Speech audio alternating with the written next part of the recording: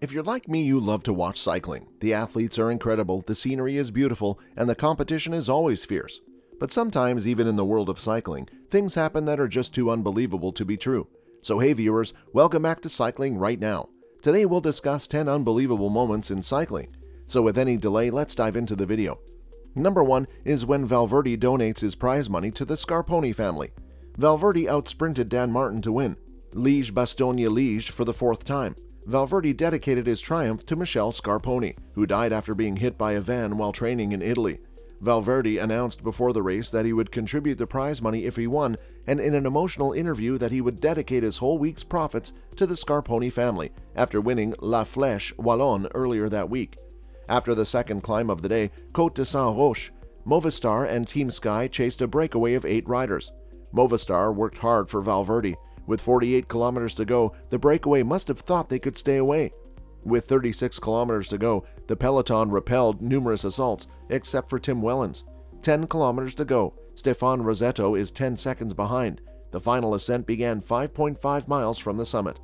With 4.5 kilometers to go, Cannondale's David Formillo attacks, leaving only 25 riders. Dan Martin attacked with 1 kilometer left, but Yates closed the gap. Valverde captured Dan Martin. Valverde won his 4th LBL title by outsprinting Martin. On our list number 2 is Contador says farewell with a win on the Angliru. Legendary. Alberto Contador attacked in the final mountain stage of 2017 Vuelta on Espa despite the rain. After following colleague Jarlinson Pantano's acceleration on the slick and treacherous descent before the 12-kilometer climb that finished stage 20, Contador's last celebration will be meaningful. Contador's final season was a roller coaster, but he rose to the situation with a historic win atop the Angliru. Contador missed the podium by 20 seconds, but it didn't matter. He completed his career on top. When he pointed his famous gesture as he crossed the line, it gave even the most stoic shivers. Contador's fighters made this possible. His teammates pulled in the opening half of the 117.5-kilometer stage to keep an 18-man breakaway at 1 minute. Pantano, his faithful sidekick, began ascending. Pantano led Contador safely down the final slick descent where many riders crashed. This gap paved the door for his final attack. They needed a space. Pantano emptied himself in the early half of the Angliru, and Contador continued his work, giving his team a win and the supporters a farewell to remember.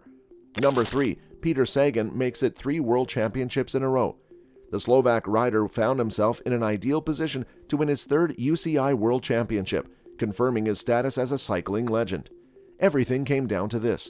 Following a season of hard racing came one of the most important races of the year, in which countries competed to see who would wear the coveted UCI World Champion stripes. After wearing the rainbow jersey for the past 2 years, it appeared that Peter Sagan would have to give up his hold on the rainbow stripes, with a break leading to the final kilometer.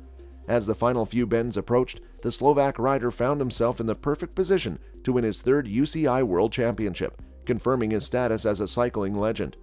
Number 4. Greg Van Avermaet wins his first monument at Paris-Roubaix. After crashing, BMC Racing's Inform cyclist won Paris-Roubaix. Greg outsprinted Zdeněk Stybar and Sebastian Langeveld in Roubaix after Gianni Moscon and Arnaud Démare caught them. Greg Van Avermaet was observed tightening his stem before crashing into Sector 28. The cobbles are actually destroying his bike. He panicked when he fell, but was up and running immediately, but had lost nearly a minute behind the favorite peloton.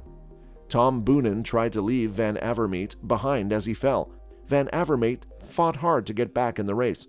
Moscon and Stuyven caught their riders as they entered the velodrome. Stybar accelerated after Moscon. Van Avermaet had a few matches left and came around Stybar right before the finish line. Olympic gold medalist has already won. Number 5. Tom Dumoulin wins his first Grand Tour. After a nail-biting final time trial, Tom Dumoulin won the 2017 Giro d'Italia. It was a nail-biting, nerve-wracking finish. Jos van Emden of Lotto NL Jumbo set the quickest time with 33 minutes 8 seconds. Dumoulin needed to defeat Quintana by 53 seconds, Nibali by 39 seconds, and Pinot by 43 seconds to win back the Maglia Rosa. Tom Dumoulin was barely 2 seconds behind Jos van Emden for the first checkpoint. Nairo Quintana was 33 seconds down at the first checkpoint. Dumoulin recovered nearly half of his 53-second deficit. Tom Dumoulin finished second behind Jos van Emden in 33 minutes 23 seconds. Vincenzo Nibali finished third in 34 minutes 17 seconds. Nairo Quintana lost time while Tom Dumoulin watched nervously, and he finished second by 13 seconds. Quick-Step Floor's Fernando Gaviria won the Sprinters points jersey. TeamSky's Mikel Landa won the Com jersey, and Bob Jungels beat Adam Yates to win the Young Riders white jersey. Number 6. Peter Sagan attacks at Milan-San Remo. After a difficult day in the saddle, the break was captured as the favorite team sped up to above 60 km per hour. Peter Sagan attacked after the Dutchman gave away, and only Alaphilippe and Kwiatkowski could follow. The peloton struggled to handle the onslaught and arrange a chase, resulting in 18-second gaps. Sagan was marked, and neither Alaphilippe nor Kwiatkowski turned in the last kilometer. With the pack closing in, Sagan had to open up the sprint and gap a gap, but Alaphilippe and Kwiatkowski closed it down, and Kwiatkowski won. Sagan's 1400-watt attack destroyed the race. Number 7 is when Warren Barguil wins on the Col d'Izoard at the Tour.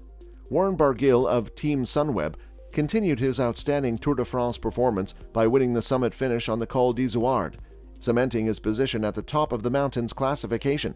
It was Barguil's second victory after winning stage 13 on Bastille Day.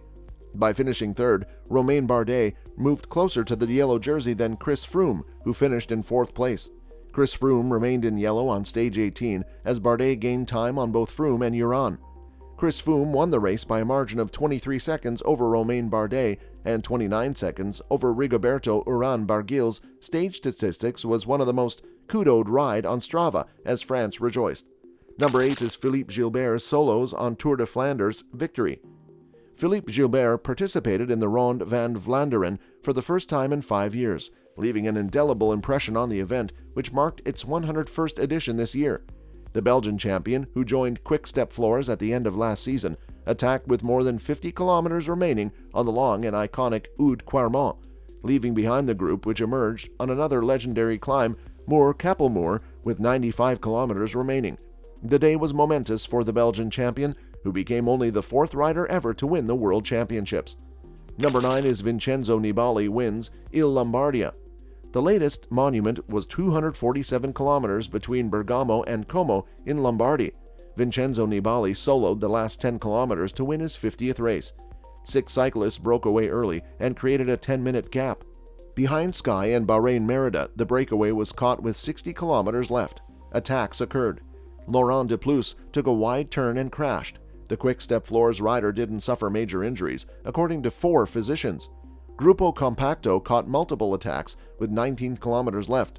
Thibaut Pinot attacked and Vincenzo Nibali bridged across. Julian attacked Nibali on the final downhill, but the 40-second margin allowed Nibali to solo to the finish line and win his second Lombardia. Number 10 and the most unforgettable moment is Contador attacks at Paris-Nice. Nice hosted the final 115-kilometer stage of Race to the Sun. 5 riders broke away, and 22 others bridged across to build a gap of more than 2 minutes. Jarlinson Pantano attacked and took Alberto Contador with him. Sergio Henao couldn't stay on his wheel. On the final 17 kilometers downhill, Henao cut the gap to 42 seconds, then 30. Meanwhile, Contador struggled to finish. De la Cruz passed Contador in the final kilometer to win the stage and deny him the overall lead. Henao won by 2 seconds. Contador was disappointed but lit up the race, attacked, and nearly succeeded. So now we are at the end of the video, and I hope you enjoyed the video. If you did, then give this video a thumbs up and smash that subscribe button. And press the bell icon so you will never miss any update. If you have any questions or queries in your mind, tell me in the comment box, and also check out our channel. You find really cool stuff.